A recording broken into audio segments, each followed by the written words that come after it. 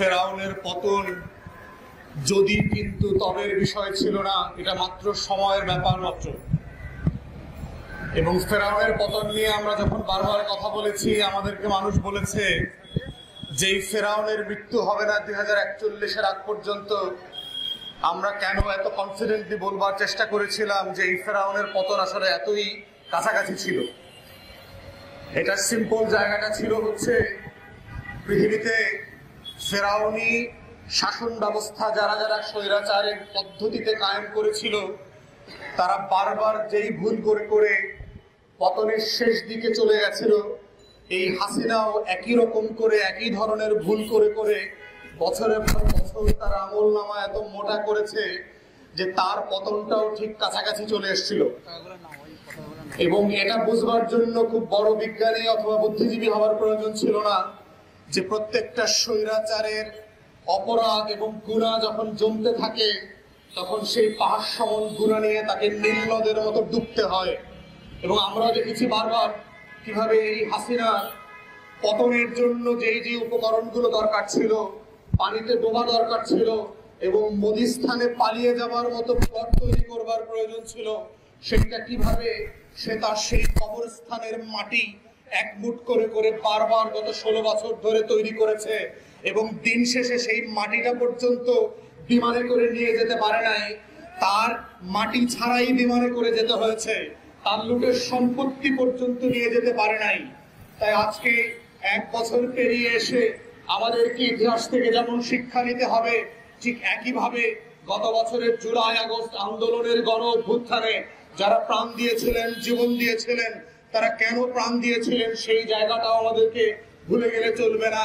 1400 শহীদের রক্তে গড়া এই গণ অভ্যুত্থানকে নিয়ে যদি খেলার চেষ্টা করা হয়, বাংলাদেশকে যদি নিয়ে আবার দিল্লির গোলামী স্থানে পরিণত করবার চেষ্টা করা হয়, রাজনৈতিক দলগুলোর ভিতরে ক্ষেত্র বিশেষে গোপন এনট্র্যাপমেন্টের পলিসি তৈরি করে করে যেইভাবে বিভক্ত তৈরি করা হচ্ছে এবং বাংলাদেশকে তার পুরাতন আমলে ফিরিয়ে নেবার চেষ্টা করা হচ্ছে, এই ষড়যন্ত্র আমরা সফল হইতে দেব না। এটাই হচ্ছে 1400 শহীদের রক্তের বদলা, যে বাংলাদেশ আর তার আগের জায়গায় ফিরে যাবে না। বাংলাদেশে দিল্লির আধিপত্যবাদ আর কায়েম হতে দেওয়া হবে না। বাংলাদেশে শেখ হাসিনার ফিরবে না। বাংলাদেশে আওয়ামী লীগের আর কোনো পুনর্বাসন হবে না কোনো ফর্মে। সেটা সোহেল তাজের নামেও যেমন হবে না, কোনো নামে হবে না।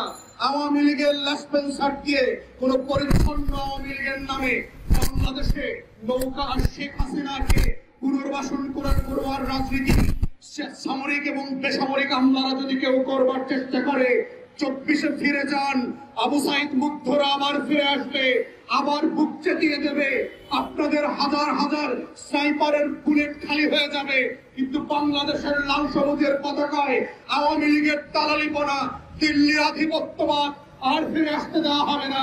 এটাই হচ্ছে বাংলাদেশে 1400 শহীদের গণ অভ্যুত্থানের প্রতি 25 বছর পরে 2025 সালে এসে আমাদের অঙ্গীকার। এবং এই অঙ্গীকারের অংশ হিসাবে আজকে এবি পার্টি এই কাফন মিছিল করে জাতিকে, দেশবাসীকে মনে করিয়ে দিতে চাচ্ছে 1400 শহীদকে যেন আমরা ভুলে না যাই। 1400 শহীদ কেন জীবন দিয়েছিলেন সেটা যেন ভুলে না যাই। কাদের কারণে 1400 মানুষ শহীদ হয়েছে, সেই আওয়ামী লীগ, শেখ হাসিনা, দিল্লি জাতীয় পার্টি, বন্দুকদর্জি থেকে শুরু করে বাংলার নব্য মির্জাফরদেরকে যেন ভুলে না যায়। কিভাবে জগৎ শেখ ভূমিকাদের কাছে 1757 সালে বাংলার স্বাধীনতা বিক্রি করে দিয়েছিল, কিভাবে গত 16 বছর ধরে বাংলাদেশের স্বাধীনতা আওয়ামী লীগ দিল্লির কাছে বিক্রি করে দিয়েছে, সেটা যেন ভুলে না যায়। আজকের কফিনি মিছিলের এটাই হচ্ছে প্রতীকী তাৎপর্য এবং এটাই আমরা ঢাকাবাসী এবং দেশবাসীকে স্মরণ করিয়ে দিতে চাই। সোহেল তাজের সাথে অন্তর্বর্তীকালীন সরকারের মিটিং নিয়ে যে উচ্ছ্বাস আমরা দেখতে পাচ্ছি, এটাই হচ্ছে পিছনের দরজা দিয়ে আওয়ামী লীগকে পুনর্বাসন করবার রাজনীতি। অন্তর্বর্তীকালীন সরকারকে পরিষ্কার করে বলে দিতে চাই যে 1400 শহীদের লাশের উপরে আপনাদেরকে ক্ষমতা দেওয়া হয়েছে, আপনাদেরকেও কিন্তু আমরা মাফ করবো না। যদি আপনারাও লেনদুর্জি হয়ে যান, আপনারাও মির্জাফরের মতো বাংলাদেশের লাল সবুজের পতাকার সাথে গাদ্দারি করেন, 1400 শহীদের রক্তের সাথে গাদ্দারি করেন, হাসিনাকে যেভাবে এই দেশবাসী ক্ষমা করে নাই, আপনাদেরকেও ক্ষমা করবে না। তাই রক্তের সাথে গাদ্দারি করবেন না। 1400 শহীদের জীবনের উপরে যেই বাংলাদেশ তৈরি করবার লড়াই সংগ্রাম আমরা করেছি, এইটা অব্যাহত থাকবে। এবং আজকের এই কফিন মিছিল দিয়ে আমরা এটাই দেশবাসীকে স্মরণ করিয়ে দিতে চাচ্ছি, ভিজিলেন্ট থাকতে হবে। দেশবাসীকে মনে রাখতে হবে, বাংলাদেশ কাউকে লিখে দেওয়া হয় নাই, আওয়ামী লীগকে যেভাবে লিখে দেওয়া হয় নাই, অন্তর্বর্তীকালীন সরকারকেও লিখে দেওয়া হয় নাই। এটার একমাত্র নীতি হচ্ছে আপনারা গণঅভ্যুত্থানের পক্ষে থাকবেন, 1400 শহীদের পক্ষে থাকবেন, বাংলাদেশের পক্ষে থাকবেন। দিল্লির আধিপত্যবাদ সামনের দরজা হোক, পিছনের দরজা হোক, সদর দরজা হোক, কোন দরজা দিয়ে আমরা ঢুকতে দেব না। এটাই হচ্ছে আজকের এই প্রতীকী কফিন মিছিলের তাৎপর্য এবং বক্তব্য। এনিবারই এই লড়াই সংগ্রামে গত বছর যেমন ছিল, আজকেও আছে, সামনের বছরগুলোতেও থাকবে ইনশাআল্লাহ। সেই লড়াই সংগ্রামে দেশবাসীকে অংশগ্রহণের আহ্বান জানিয়ে আমার বক্তব্য এখানেই শেষ করছি। এটাই হচ্ছে পিছনের দরজা দিয়ে আওয়ামী লীগকে পুনর্বাসন করবার রাজনীতি। অন্তর্বর্তীকালীন সরকারকে পরিষ্কার করে বলে দিতে চাই, যে 1400 শহীদের লাশের উপরে আপনাদেরকে ক্ষমতা দেওয়া হয়েছে, আপনাদেরকেও কিন্তু আমরা মাফ করবো না। যদি আপনারাও লেনদুর্জি হয়ে যান, আপনারাও মীর জাফরের মতো বাংলাদেশের লাল সবুজের পতাকার সাথে গাদ্দারি করেন, 1400 শহীদের রক্তের সাথে গাদ্দারি করেন, হাসিনাকে যেভাবে এই দেশবাসী ক্ষমা করে নাই, আপনাদেরকেও ক্ষমা করবে না।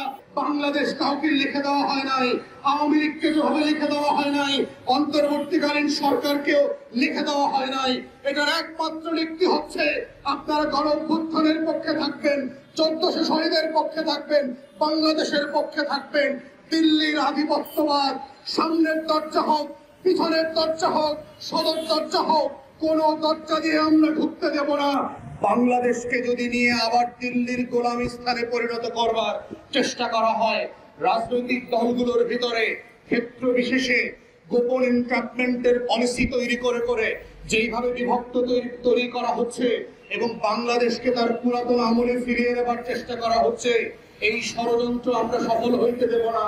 এটাই হচ্ছে 1400 শহীদের রক্তের বদলা, যে বাংলাদেশ আর তার আগের জায়গায় ফিরে যাবে না। বাংলাদেশে দিল্লির আধিপত্যবাদ আর কায়েম হতে দেওয়া হবে না। বাংলাদেশে শেখ হাসিনা ফিরবে না। বাংলাদেশে আওয়ামী লীগের আর কোনো পুনর্বাসন হবে না, কোন ফর্মে। সেটা সোহেল তাজের নামেও যেমন হবে না, কোন নামে হবে না।